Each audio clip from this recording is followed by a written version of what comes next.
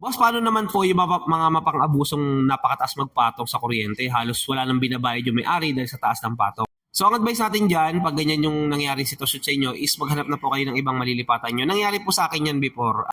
May inirent kaming commercial property. Di ko alam sa kontrata pala na meron palang ganito pala yung rate ng Meralco nila. Na parang late ko na lang din na-realize at naisip na mali pala yung aking napirmahan. So inantay ko na matapos yung contract, naghanap na ako na iba. May mga ganyan kasi ako na-experience din ng kakilala ko na nag-rent sa mga property tapos yun, medyo mataas yung nagkabaranggayan, hassle pa. Inalisan na lang nila. Yung late na kakilala ko, lately lang. Parang merong isang apartment na isang bahay na hinati-hati yung mga kwarto. Tapos nung kakilala ko nagreklamo kasi nga sobrang taas nung binibil sa kanila nung kanilang landlord to the point na parang halos wala nang babayaran yung may-ari. So inihingan nila ng resibo para ma-compute, pati Meralco, wala siyang mabigay.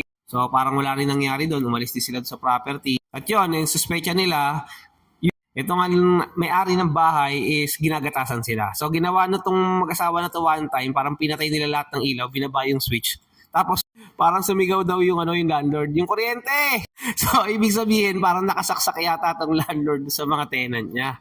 So yun lang, try nyo rin yung malay mo nakakapit pala sa inyo. Kaya naman, review nyo po yung contract nyo. Kung sakaling talagang hindi favorable, pwede nyo pabaranggayan. Yung nga lang, totoo, in reality mahabang discussion yan, mahabang hassle. Hanap na lang siguro muna ng iba.